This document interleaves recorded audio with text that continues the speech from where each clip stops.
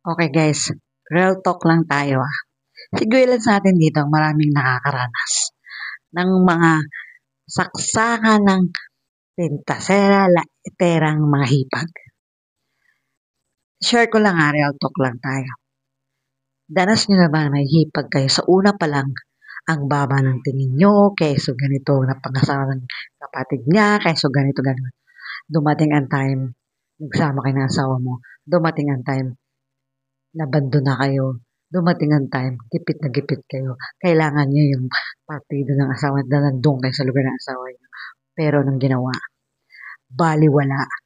Ngayon, na nakaalis na kayo sa kabundukan na yon, at ngayon, para silang linta, parang mga santo, samantalang nung api-apihin kami, grabe. Real talk lang huwag kayong masyadong abusado. Ito pa, isa pang real talk ko. Sana naman lang sa mga hipag na yun. Hindi pa kami mayaman. Hindi pa kami nakaangat sa buhay. Huwag kayong linta. Nakapit kayo ng kapit.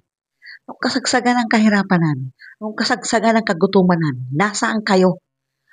Pinalayas niyo pa kami ng hating gabi. Wala kayong naibigay na kahit tulong sa amin. Nag-abroad ako. Pinaalagaan ko sa inyo mga anak ko. Inabuso niyo.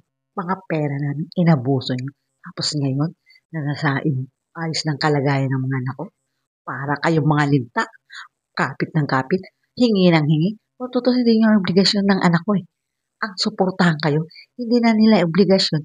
Ang bigay ang luho nyo, lakas ng loob nyo. Makapanghutot, akala mo may ambag kayo sa buhay namin.